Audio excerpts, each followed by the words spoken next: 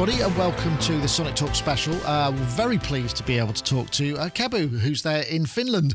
Kebu, if you don't know, is actually sort of quite a big synthesizer star. I guess, I wouldn't like to make any comparisons, but, you know, most countries have a kind of a synth guy.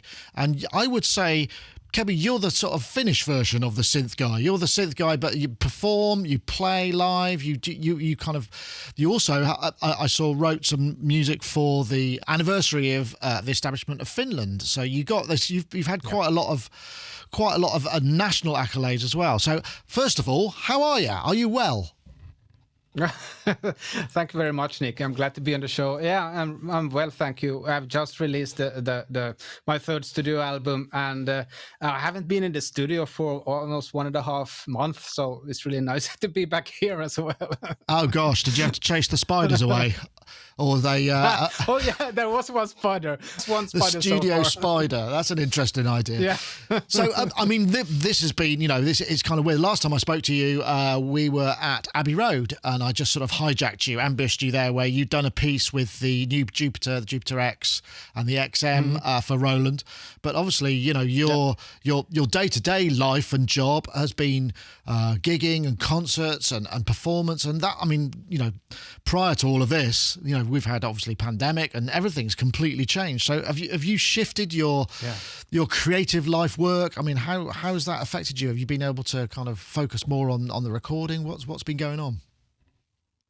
Yeah, I was really lucky because a half a year before the pandemic struck, I had already decided and told everyone I'm going to take more than a year off now to work on the album. So I didn't have any concerts that I needed to cancel, so that was great. I just could actually, let me say, the first half year of the pandemic didn't much affect me, I must say. Perhaps even the first year. So it was really good. One thing that happened though that was a bit unexpected was that just a couple of months before the pandemic hit, my landlord told me that you have to move away from the studio I was in then, because they were about to demolish the whole building and way for something new. So I had to change my plans. It wasn't due to the pandemic, but it was due to the fact that I had to move to a new studio. So I was really lucky again and found an office, an old office. Well, not old actually, to be honest. It's only like I think it's 15 years old, the whole building. So it's relatively new. It's an office space. And I tore down a wall between two rooms and made it into a big studio room. And I have a second room as well, where I have a workshop. So so I worked on the studio half a year basically. So I had to take a break from the album recording and fix the studio. And otherwise it's been I have been extremely fortunate. Now, of course, I started to see more of it as well, because we're planning to do a tour this autumn, but then we just decided to move it half a year forward. So now we're aiming at next spring. Actually, in Finland, it would be possible now to do a tour, because they just removed the restrictions 3 days ago. So now everyone can. So now everyone from the 1st of October, everyone can now, there is actually no bigger restrictions right now in the country. Yeah, so it's the travel, because I know that great. you play in a number. You've played all over the world, or certainly all over Europe. I know, because when we were talking to you, we were talking to you about the challenges, because you're. This album, is specifically mentions that it's made with vintage synthesizers, and as we can see behind you, you have an enormous array of vintage synthesizers.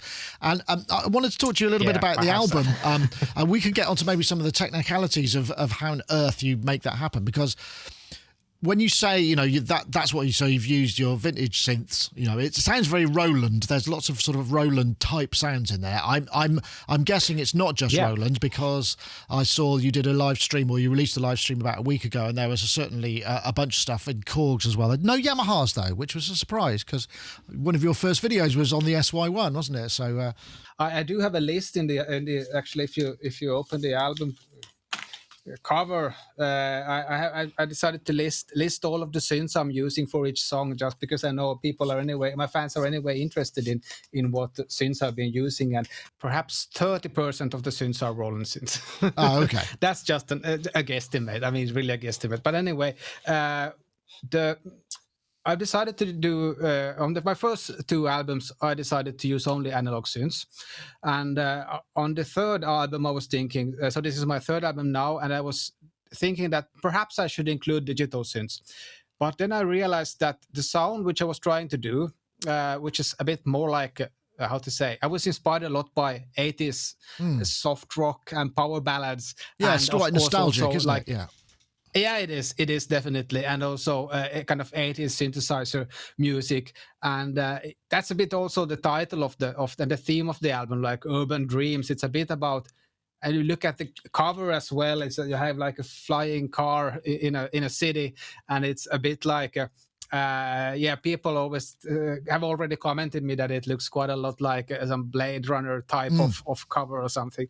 So the idea is a bit that it's kind of the dream that we had in the 80s, that kind of what we thought that the future would look like, let's say in 50 years or so. And now the future looks much more grim. I mean, and quite, I mean, it's not like the optimists that we had in the 80s, that we thought that we were going to, everybody's going to have flying cars and everything is basically going to be great. But now it's like we're happy in 50 years if we have like half the Earth would be even habitable. I mean, it's quite horrible, to be honest. And it's a bit of that idea also. I mean, it's kind of the album is a bit sentimental. It's a bit kind of about the dreams that we used to have in one sense, you know. So I mean, from that as well. So it of course then it links easily to the 80s and the 80s sound and. But back to your question, and that's about the way I use analog synths only, and I realized that I could make the sound I wanted to make using only analog synths. So I was that kind of became like a carrot, like something to strive after, and it made me more motivated, because I was like then I had kind of set borders that so now I have these types of borders that I can work around. So it got kind of in one way easier because it's kind of a big step for me now that I've done 3 albums only with analog synths. I would like to do work with digital synths as well, but it feels like when I take digital synths into the palette, then it's like it feels like an enormous step, because I know my analog synths quite well now, but I haven't worked with digital synths. I mean, and to come up to, I feel to be on the same level with digital synths, it would require so much work. So I'm not quite sure how to make. It's like a daunting step to introduce digital synthesizers at this point. So I did use some digital synths for composing, and that's the reason why there is a few. I mean, perhaps a bit more Roland synths on the album than on my other albums, and that was because I was working with Roland on the Jupiter X and the Phantom, and the Jupiter X has built-in models of Juno 106 and especially the JX8B. And when I did a few demo songs using the Jupiter X, and because it has this arpeggio that you can do, well, you can basically build even songs using the arpeggio. So I have, I think, 2 or 3 songs that I composed using the arpeggio on the Jupiter X, and that's why I also, these demos then had a lot of Roland sounds in them. So I kind of recreated those sounds on my vintage equipment, and then of course, if I wanted to make a JX8B type of sound, I used my original JX8B. That's funny, because it's so often the other way around, isn't it? It's usually kind of like, yeah, that's interesting. Yeah, so I'm curious, and it was fun. I'm also curious, what's the when you say vintage, what's the cutoff? Where do you decide whether something can be on the album or not? Is there a one you look at it and go, I can't really use that because, what are those criteria that you tend to apply? Well, I've had it. I haven't had it on vintage, although it's most the criteria hasn't been on vintage; it's been on analog. So as long as it's an analog synth, it can be a modern analog synth as well. It's kind of so. let's say that the border comes when if it's like a hybrid synth that has some digital oscillators as well. I use DCOs, but as long as it's like it's only the clock which is digital, that the audio is still analog, then I use it. But otherwise, I tend to draw the limit at that point. That if it has let's say basically if the oscillators are digitally generated, so then it's like, okay, then I can't use it basically. I even use I've used the JDXA as well, but it has the option that you can only use the analog oscillators going through the analog filter, so it has kind of a completely analog part. So that's why I thought that I can use that anyway. I know. I mean, you're going back to what you were saying about the kind of bleakness of the concept of the album. I mean, there's 20 tracks on there. I mean, to my ears, I mean, I'd say 70% of them are kind of very cheerful and optimistic sounding. They're very sort of up and major. I mean, there are a few notable exceptions, which I really like. Memories of Youth and Arrival of the Tomato Plant Monsters and Regrets. There are some elements of melancholy, which is again interesting because Scandinavian countries, particularly ones where you have very, very long, short daylight hours during certain years, certain times of the year, they're generally thought of. The literature is quite melancholic, the paintings are quite melancholic, the poetry, and yet you're kind of really bucking the trend. Is that a kind of conscious thing, or is it just the way you're built? Yeah, it's the way I'm built, but it's a kind of, in one way, it's a good thing, because I think there is far too much depressing music out there, and so I mean, I kind of doing a bit more optimistic music. I kind of also have my own niche there that I can exploit, so to say. So, but it was also a bit more about what came out. I think in one way, also, I felt that in this time, and kind of thinking about the future and thinking about the pandemic and stuff, it felt like I wanted to bring perhaps a bit of consolidation from the music and kind of a bit of hope perhaps, and that's perhaps also why they became a bit more optimistic. But to be honest, it's also just what came to my mind. Another thing also that I noticed about the album myself afterwards, was that there are hardly any fast songs on this one. It's like everything is like I probably think the average. Yeah, the average BPM is probably about 80. Oh, okay. So it's, in many ways, given it's an 80s influenced album, that's actually quite apt, isn't it?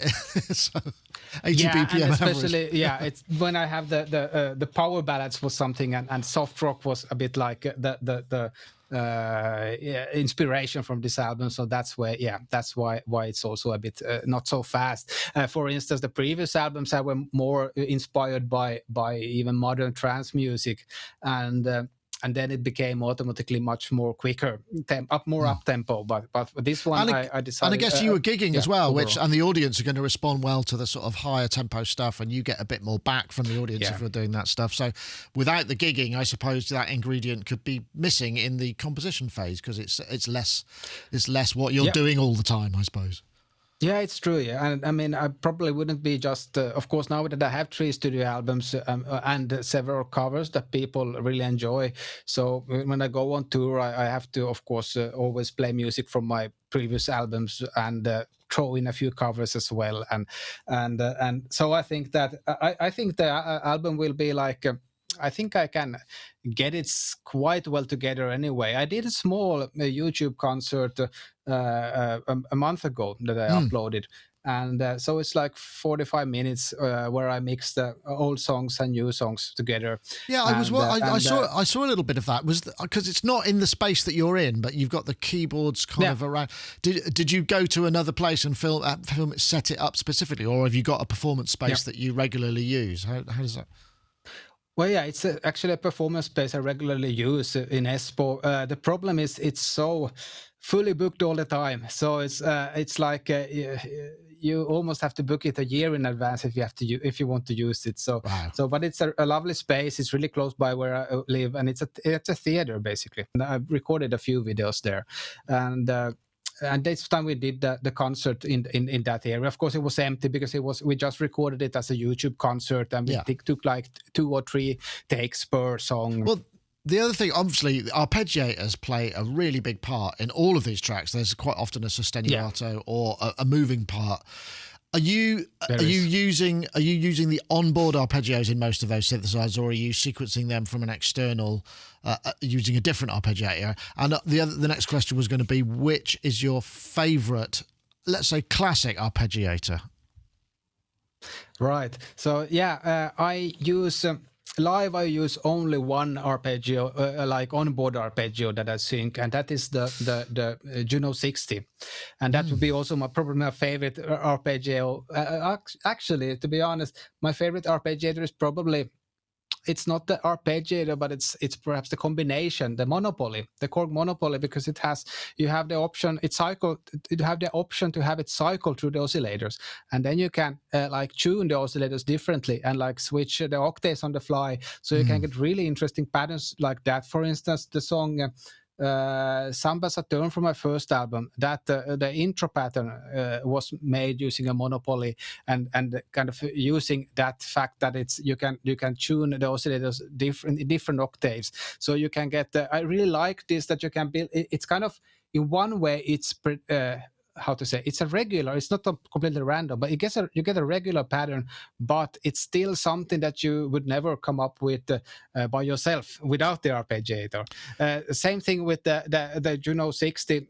I mostly use it like I think I mostly have the settings at 3 octaves, and 3 octaves probably because usually all music is in 4, and when you cycle through 3 octaves, you get this, that 12, it starts kind of at the starts in a different place every time, and that makes it more interesting. Like if I most of the arpeggios I do use this kind of let's say the length, or if you look at the amount of notes, it's usually not an even number, it's an odd number, and then you again have the 3 octaves that it jumps between, so it might even take like 16 bars before you're back, with the same pattern. Right. Oh, okay. Interesting.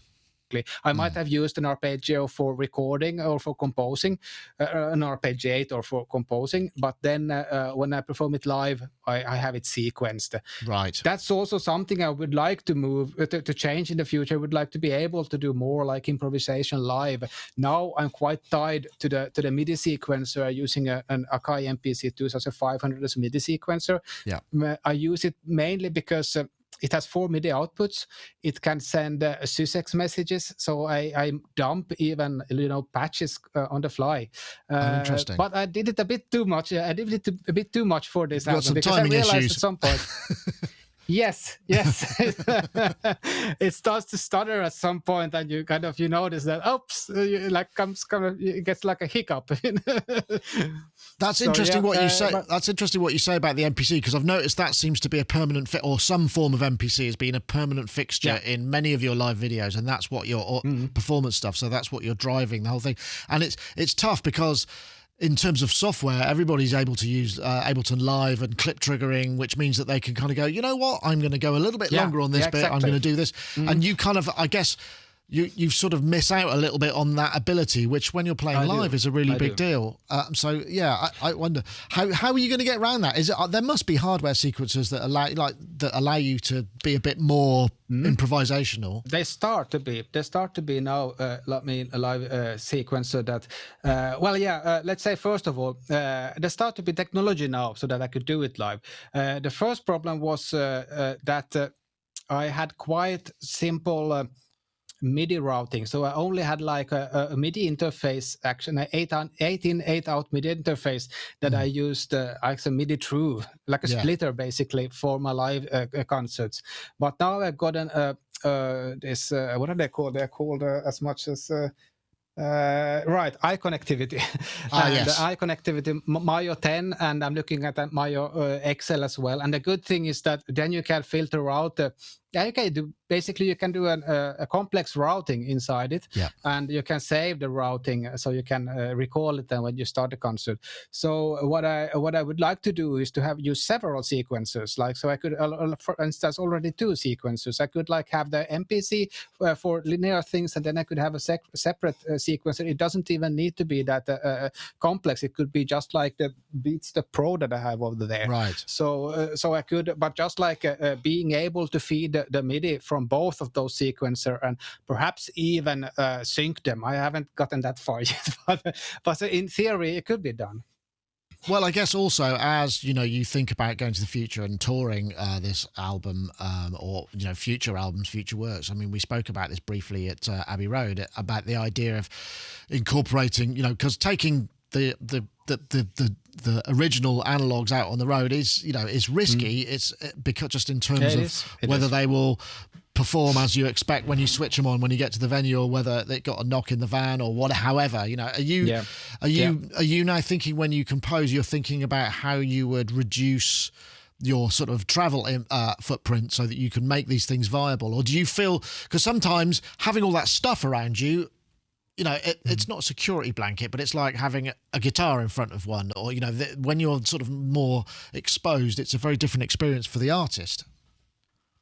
Yes, it is. I mean, I basically just recently decided, we were speaking, I think at Abbey Road, we were speaking about it would be that I was at that point still planning to do some kind of a more compact live rig that I could take on tour outside Europe, because right now I'm confined to Europe because I can't play anywhere else than on a driving distance, so to say. So when I go out on tour, we have to plan carefully. At what basically we have to plan the route, and the dates. There is quite a lot of restrictions to that as well, because we have to. Basically, we try to keep it so it's not more than 300 kilometers to the next concert. But sometimes there are more, sometimes it's shorter, sometimes it's longer. But I decided recently that I won't be doing that right now. I mean, I'm going to concentrate on Europe for the moment, because it's just such a lot of work to start working with and making a new rig. Because basically the rig that I'm now working with, I've built it gradually since 2011, I think. So it's just like minor improvements to it. And now recently, the reason, part of the reason why I decided to abandon the idea for now of a flight-friendly setup was that I just got another mixer. So I think you can see it in the corner over there. It's in the rack.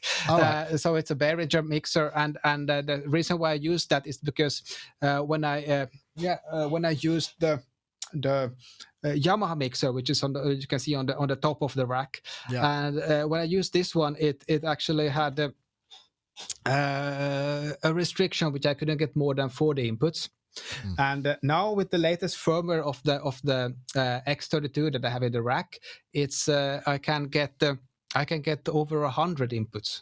And that's like it's still only 32 mixing channels, but I can anyway quite fast I can like select which input I want to use. So I mean, in the studio that's perfect, but I realized now that when I started to it's also a bit more flexible than the Yamaha, and because of course the Yamaha is old, easier to use.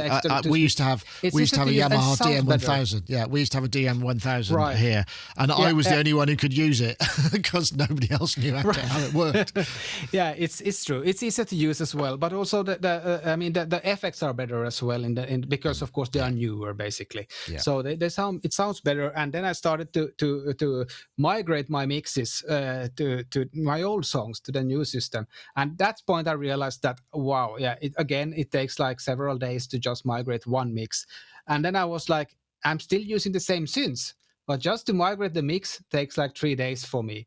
And so if I would then start to program the sounds anew for a modern synth or something like that, I just felt like, no, I don't want to do that. I want to concentrate on making new music instead. So I decided not to do it right now, only because it's a bit weird. So how do you compose? I mean, what do you work within a DAW to compose, or do you work with the core sequencer? Okay. I think that the songs would be much more simpler if I would use a hardware sequencer to work with. But because I like more complex songs, and because I grew up using a DAW, basically, I started with Cakewalk in the 90s, and by the end of 90s, I think they started to incorporate audio tracks, and then I was like, I think the first DAW I had, it had 4 audio tracks that you could use simultaneously. So yeah, I've always used DAWs, and now I've been using Cubase probably the last 10 years. I think I'm really slow learner, because then when I found something that works, I don't like changing it, or I'm just getting old. So what was your first synth? What was the first synthesizer that you kind of got and went, oh my goodness, this changes everything? Yeah, I got a Korg 01W, and that was the one which I felt, okay, this works for me. That this has the piano sounds that I need, and I get somewhat decent organ sounds as well for rock bands. But never was satisfied with them anyway. It was like, the organ sound could be so much better, and the Rhodes is like, it feels like it just has like a one velocity switch or something. So I was always constantly like looking for something better. So I ended up trading a lot of synths. So I bought something, tried it out. I always bought it used.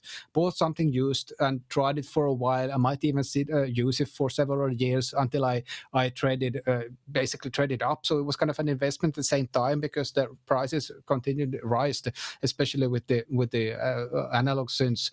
And then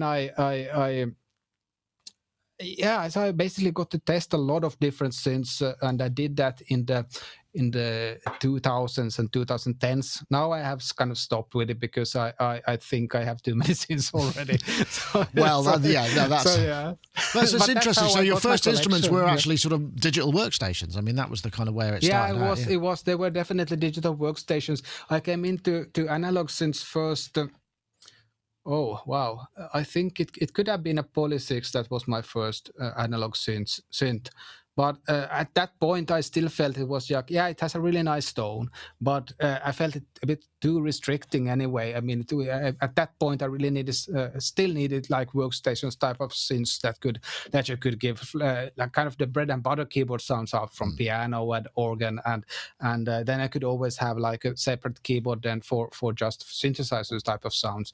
But analog synths, they weren't really.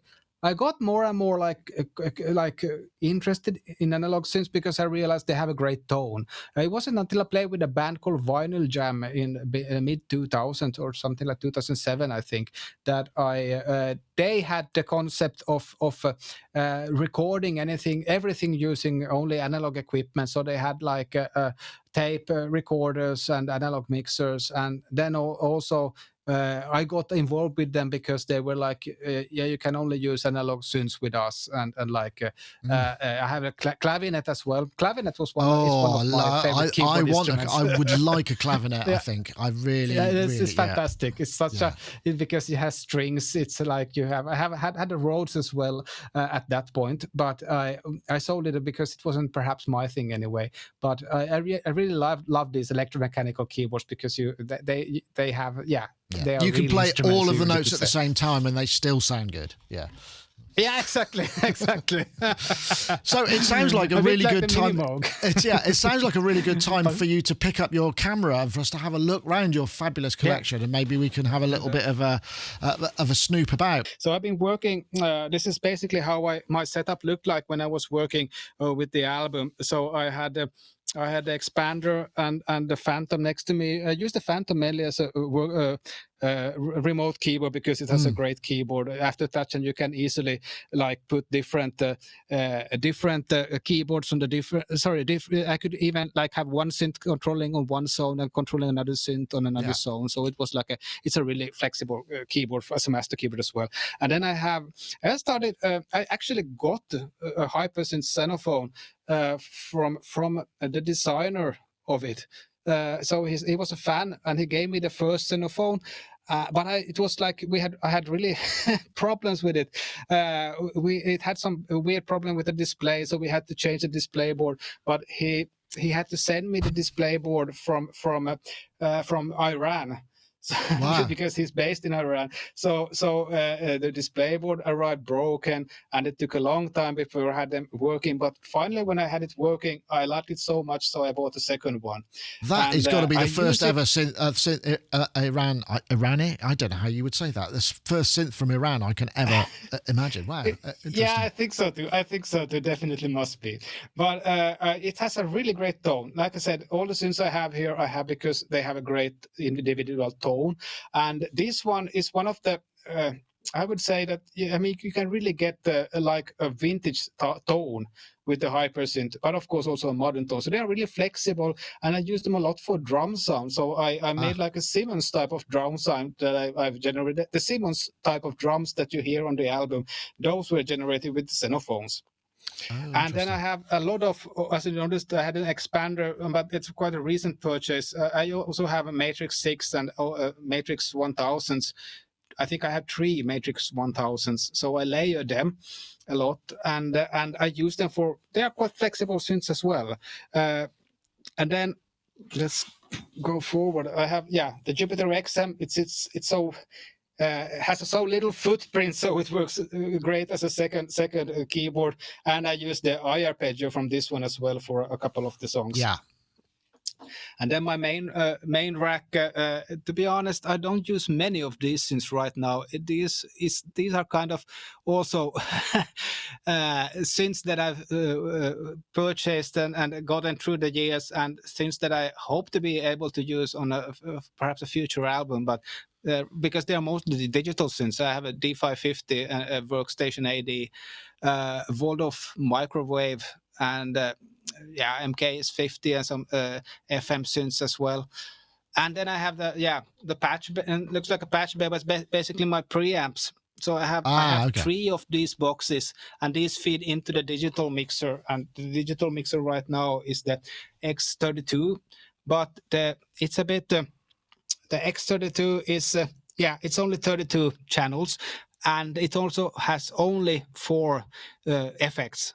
So effect blocks. So I'm still using the 001. I use its preamps, and I use its effects. So it gives me basically 4 additional effect engines. So I was going to ask you about I was going to ask you about effects. What you use for your main effects? It's mostly in the mixer, then, is it? That's what you're kind of using. It's in the mixers, yeah. So I use the effects from the X32 and the Yamaha 01 V96.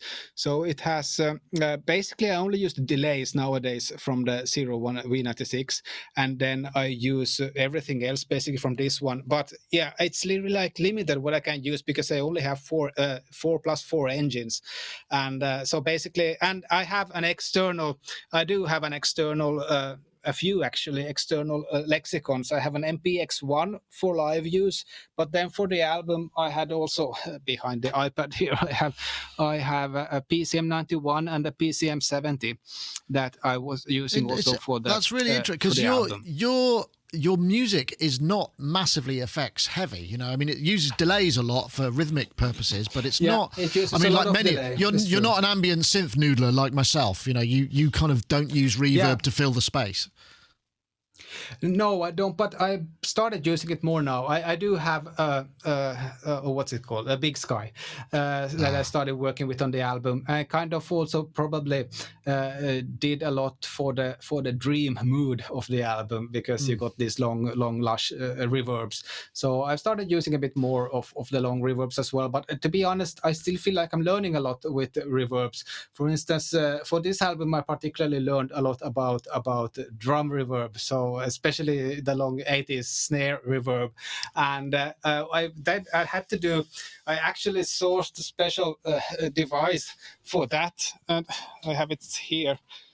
There was kind of a fun thing because it's a relatively new device. It's a Roland M200i mixer. It's an audio mixer. Yeah. It's an audio mixer, but it has the greatest gated reverb, so you get really like great gated reverbs on this one. So I used that, but I got it at quite a late stage for the album, so I didn't use it perhaps that much after all. But I really like the reverb of that. And then later, when I got the perfect reverb, so to say, I was also able to kind of pick it out, that what is it that makes this reverb great. And I was able to quite well, just using the Behringer mixer, get the same type of snare reverb, just by learning by doing. And like I didn't like realize earlier, like snare reverb, I thought, yeah, you would basically probably want to have a big as possible, you need a hall or something, but no, you need a room reverb that you set the decay that you get. I mean, it's of course from reverb engine to reverb engine, it's so kind of, you really have to search for the sweet spot. Yes. Yeah, this is the Alesis A6. You asked me about the Yamaha, so yeah, I have a Yamaha CS50 that I use a lot on the Perplexagon album. But for this album, I just wanted didn't want to repeat myself too much. The CS50 was quite prominent on the Perplexagon album, right. So I decided that I will try to avoid using it on this album, and I don't think I used it on any song. And I mean, it's a 70s synth, and it definitely has a 70s tone. So because I wanted more of an 80s tone, I decided not to use it. But then the Andromeda A6, I used that mainly live earlier to kind of replace the CS50 for live use, because it has a great aftertouch, and I was able to program similar sounds because I was using the Blade Runner type of main lead, so that when you press it down, you get it has a great aftertouch, so you get like it raises the volume, it adds some modulation, and it opens the filter, all three at the same time. And that's essentially what makes the Blade Runner sound. It's just like a simple brass type of sound, but it's the expression that when you press it down, it adds volume, it adds filter, and it adds like LFO vibrato to it. Yeah. There's a 6. Is that a Jupiter 6 above? Is that a 6 above it as well? A Jupiter 6? Yeah, it's a Jupiter 6. And I'm using that one also on the new album quite a lot. But to be honest, I don't use it that much. It's basically just for like a resonant bass drone that comes now and then. So that's the main sound I'm using from the Jupiter 6. So I definitely still, it's a bit underused synth. I should use it beautiful more. synth. I've got one of those. It's beautiful synthesizer. It is. And the Juno 60, of course. And then I have a couple of one MS-10 and one MS-20, and I have a second MS-10 over here. Interesting. And I can't hear it because the MS series to me is really angry and dirty and all about the filter. But I mean, you don't use them in that way. I'm curious, how do you use those then? Well, to be honest, I haven't used them that much, but I've been using them for in this album. They are mainly on the first track. They give like a long bass drone, and I basically use them for droning sounds right now. So I'm really underusing these. I'm not using them as much as I should, to be honest. And then I have a micro preset. This is really like the main lead sound on the Perplexagon album, I think, and it has a really great lead tone.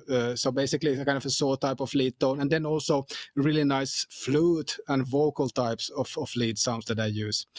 This one is a modified version, and I mean the mods. I don't even think that the mods work, so I don't use them. But it's quite unreliable, and currently it's broken. But I have another one as well, because this one tends to break down now and then.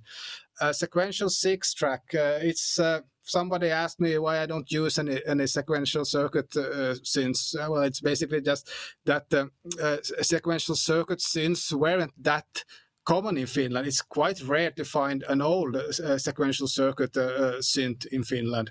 So, but I got my hands on a 6-track, which again has a kind of a unique tone that I found blended quite nicely together on some tracks. Yeah, I have an Roland SH09 that I modded with adding a filter input. But the main thing which that this synth misses or lacks is the filter tracking, the keyboard filter tracking. But it should be relatively easy to fix. You could actually just I compared the schematics of the SH09 and the SH2, and they are very similar, and it will be really easy to add a switch with a couple of resistors just for changing. So that's interesting. So the key track. Are you quite sort of hands-on, and because you said you got a workshop, are you kind of in there opening the covers and fixing stuff? I have. The good thing is that I'm just showing you briefly because this is a mess right now. But looks anyway, familiar. I've got one of I've got a couple of rooms like that. Yeah. I have a workbench where I'm able to do stuff. Right now it's just a mess because I had to clear. I tried to get this room look a bit better. But yeah, I try to do as much as I can myself. Some things I can do and some things I cannot do. I mean, I always try to, if a synth gets broken like this one right now, I try to fix it myself. Need to be so this is the broken synth room, is it? This is where things are left. Well, actually, I think this Alpha Juno is the one which is working. I think the one which is broken is probably somewhere else because I have 2 Alpha Juno 2s and 1 Alpha Juno 1. Right. Wow. But this one is broken. Yeah, this is definitely broken. And this needs some fixing because it has a really I made.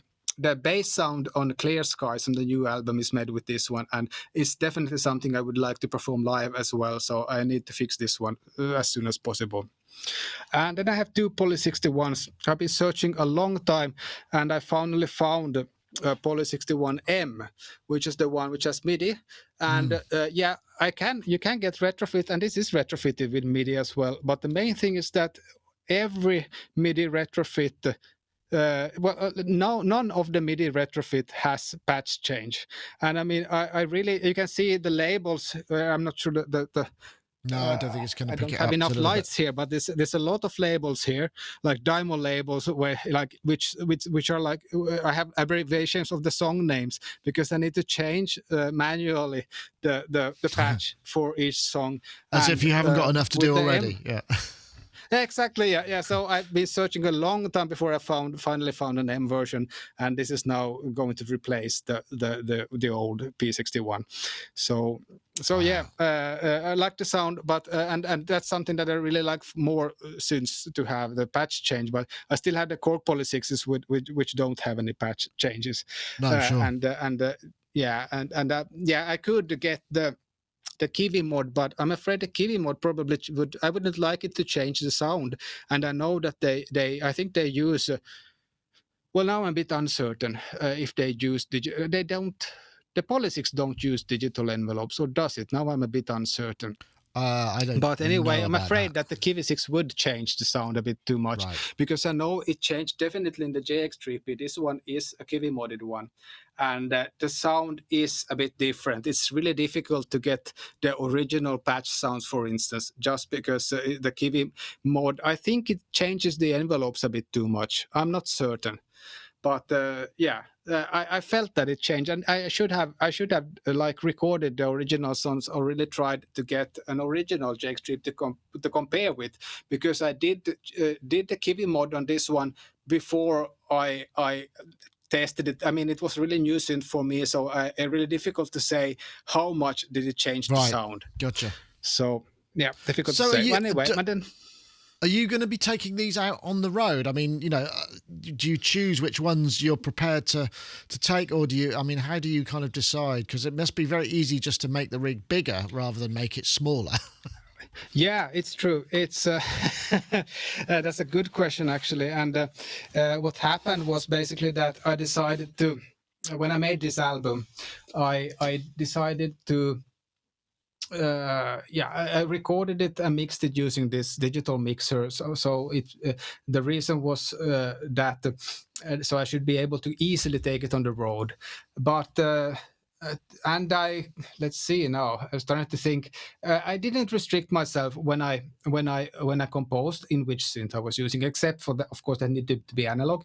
But then later on, I basically put up an Excel table and have like check what synths were I using on each song, and then I see that which synths are mostly in use, and then the synths that are only used like on 1 or 2 songs, then I probably use another synth for replacing those, and try to reprogram the sounds using another synth. So it's quite a dynamic process. I mean, you'll put together the rig that best fits the tool. But then you've got to think about some of the older tunes as well and how you kind of bring those in together. Exactly. So, and then what I've been doing is it's a puzzle. It's definitely a puzzle. So what I've been doing is that sometimes I brought I made the synth setup into kind of a pentagon shape, because to fit everything. But some stages are so small, so I can't fit them. So it has to be a square shape. And at those places, I have different set lists depending on what synth setup I can use. So it's definitely it's definitely a puzzle. And now with the latest album, it's kind of funny because I found this old Korg Poly 6, which is I call it a Mark 1 because it has a different sound than my regular Poly 6. And the regular Poly 6, which let's call it Mark 2, it definitely sounds 80s, while the Mark 1 sounds more 70s, like a 70s Korg. And I think the reason is that Korg at some point put out a service bulletin on that there was something with the first revision of the or actually the first version of the motherboard. I think the motherboard on the Mark II Poly 6 has a different name, and it's different. And they later on introduced. I can't recall. Was it like a small board that you had to put on top on the old board, or was it? Could you get around it just with doing some modifications to the circuit board? It was possible as well. But I remember there was a service bulletin that came out on how to fix the filter, because they said that the filter is not like working properly in the original board. Right, I didn't know but that. to my ears, it sounds different. I mean, it's not. I don't feel it's broken or like it's not working correctly. You can notice that when you turn the resonance to full, you don't get it doesn't self-resonate. And actually, when the resonance is in the bottom on the Mark 1, I'm speaking about the Mark 1 now. When the resonance is in the bottom, then when the resonance is full on, it's like. It's almost like it would have been around the midway up on the newer Poly 6. But the thing is that it sounds different as well. It really sounds different, and I'm not sure, is it only the filter, or was there some other changing as well with the older motherboard? Maybe there's something with the VCA as well.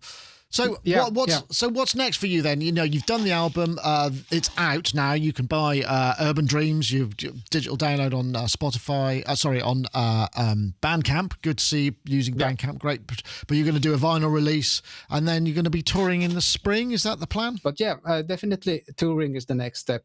And then I hope to be able to quite quickly go back to the studio, because this album took me 5 years. It didn't take me 5 years to make, but it's 5 years since the last album. Right. And so it's I really when we came to this point when it's been 3 years since the last album, then I start to obviously feel pressure on me. So it's now when it's like when the album is just released, now it feels like it would be amazing to go back into the studio, because now there will be no pressure, because there is plenty of time for until I would release another album. But I would definitely like to go back as quickly as possible to the studio and work on a new album. But essentially, I think that's I'm trying to do as much concerts as possible anyway now next year, and then by the end of the year I'll probably go back to the studio.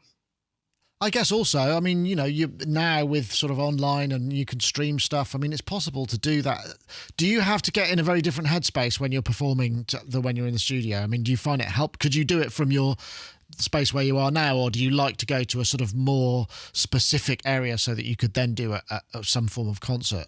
Because I mean, you could be transmitting from your studio with very little impact in your day-to-day, routine. It's a good point, and it's definitely something I'm thinking about as well. I'm not sure what the future will bring, but at least for now, when I have I have booking agents and everything seems to be opening up again, and if it stays that way, then definitely want to go live anyway, because it's a different thing to meet people anyway. I could do it as a streaming thing as well, but it's not the same thing. No. And also it's kind of restricting with even when we did this